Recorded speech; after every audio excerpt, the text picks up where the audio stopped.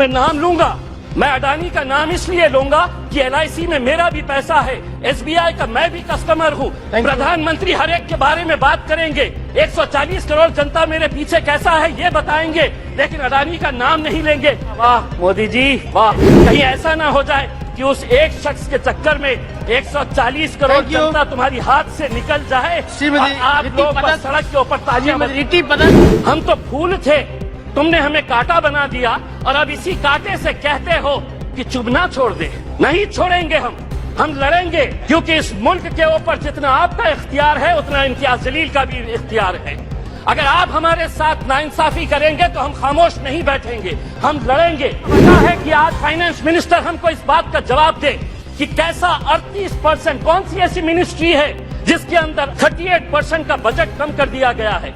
1913 करोड़ रुपया आप हमारे गायब कर देते हैं। आप ये उम्मीद करते हैं कि हम खामोशी से इसको बर्दाश्त कर लेकर के। लेकिन अध्यक्ष महोदय, ये कितनी गंभीर बात है कि देश आगे बढ़ेगा, लेकिन माइनॉरिटीज के लिए जो बजट दिया गया है 2012 और 13 के अंदर जो बजट था वो बजट इस बार दिया गया, यानी कि देश आगे बढ़ेगा और माइनॉरिटीज पीछे रह गई। ये कब तक चलेगा? अकेले औरंगाबाद जिले के अंदर 1600 ऐसे स्कूल्स हैं जिनके सर के ऊपर बच्चों के क्लासरूम्स के अंदर पक्की छत नहीं है, टीन के शेड के नीचे ये 1600 बच्चे तालीम हासिल कर रहे हैं। उनका कसूर सिर्फ इतना है कि वो किसानों के बच्चे हैं, वो गरीबों के बच्चे हैं, वो मजदूरों के बच्चे हैं। आपके पास 1 साल बचा हुआ है, प्रधानमंत्री जी को कहिएगा कि PM श्री नहीं, उन पूरे स्कूल को हम PM महाश्री नाम देंगे। अगर 1 साल के अंदर ये 1600 औरंगाबाद जिले के स्कूल्स को अगर आप बदलते हैं, अगर 1 साल के बाद अगर ये कर पाते हैं, तो इम्तियाज जलील यहाँ पर खड़े रहकर कहेगा वाह मोदी जी वाह। अध्यक्ष महोदय, 8 फरवरी यानी कि कल के दिन रिजर्व बैंक ऑफ इंडिया ने रेपो रेट 25 बेसिस पॉइंट से बढ़ा दिया है। पिछले 4 मई 2022 को 4.40 हमारा रेपो रेट था।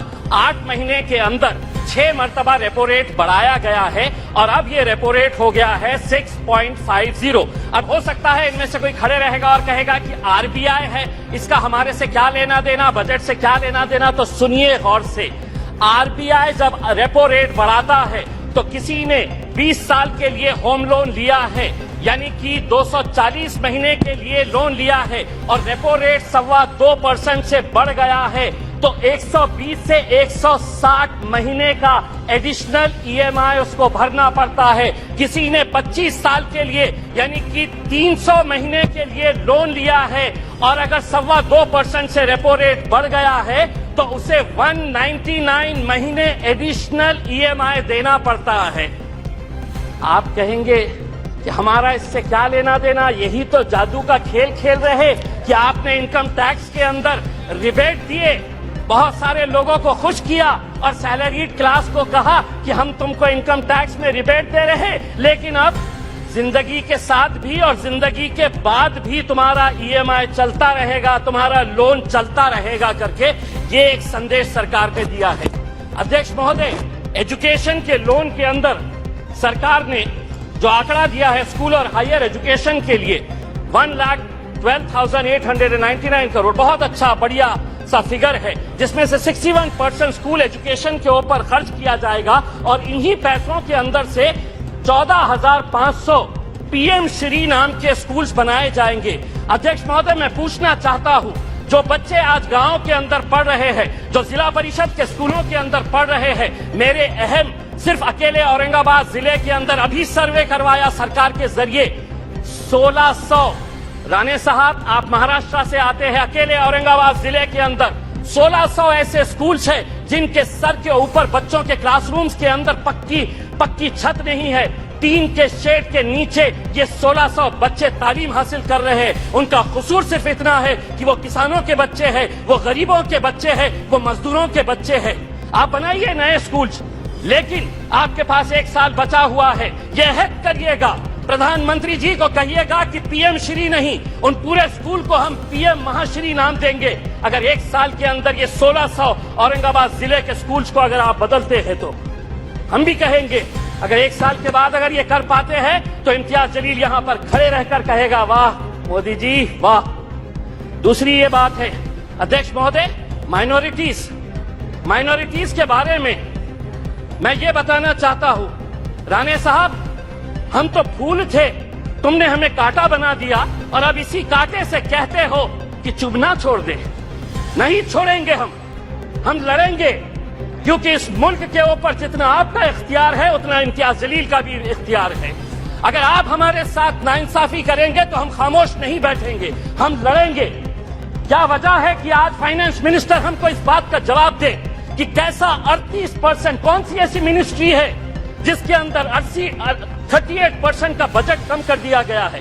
1913 करोड़ रुपया आप हमारे गायब कर देते हैं और आप ये उम्मीद करते हैं, अध्यक्ष महोदय, आप ये उम्मीद करते हैं कि हम खामोशी से इसको बर्दाश्त कर लेकर के। मैं आपको बताता हूं कि नीति आयोग की पॉलिसी डॉक्यूमेंट है, ये action agenda and the strategy document ने क्या कहा है, Muslims and other religious minorities in India have been lagging in several development indicators including educational attainment, gender equality and workforce participation। इसके बावजूद भी आप 38% हमारा बजट कम कर देते हैं। 2022-23 के अंदर आपका टोटल बजट जो था उसके अंदर माइनॉरिटीज के हिस्से में कितना आया, तो 0.12%। इस बार जो बजट आपने दिए हैं वो कितना हुआ है, पी अगर देखा जाए तो 0.07%। अध्यक्ष महोदय 2 मिनट। तो ये टोटल एलोकेशन, अध्यक्ष महोदय, ये कितनी गंभीर बात है कि देश आगे बढ़ेगा, लेकिन माइनॉरिटीज के लिए जो बजट दिया गया है 2012 और 13 के अंदर जो बजट था वो बजट इस बार दिया गया, यानी कि देश आगे बढ़ेगा और माइनॉरिटीज पीछे रह गए। ये कब तक चलेगा? मेरी दूसरी बात ये है, अध्यक्ष महोदय, आम आदमी को प्लीज फाइंड अप नाउ। अध्यक्ष महोदय, एक minute, GDP, fiscal deficit, monetisation, RE, BE, इससे कोई लेना देना नहीं है। इस देश के अंदर वो सम्मान के साथ कैसा जी सकता है, उसकी फिक्र बस उसे यही रहती है। हम वित्त मंत्री से इस बजट के अंदर ये उम्मीद कर रहे थे कि वो ईपीएस 95 के बुजुर्ग पेंशनर्स के बारे में बोलेंगे, वो किसानों की आय कैसी बढ़ाई जाएगी इसके बारे में जिक्र करेंगे। पूरे देश के अंदर कॉन्ट्रैक्ट, अध्यक्ष महोदय एक सेकंड, अध्यक्ष महोदय, पूरे देश के अंदर कॉन्ट्रैक्ट वर्कर्स जो थे उनके साथ कैसी नाइंसाफी हो रही। पार्लियामेंट के अंदर भी कॉन्ट्रैक्ट वर्कर्स लगाए जा रहे हैं, उनका पीएफ नहीं भरा जाता, उनका ईपीएफ नहीं भरा जाता, ईएसआईसी का पैसा नहीं भरा जाता है। मैं अध्यक्ष महोदय ये उम्मीद कर रहा था कि जाने से पहले इस देश को तंबाकू और शराब मुक्त करके जाएंगे।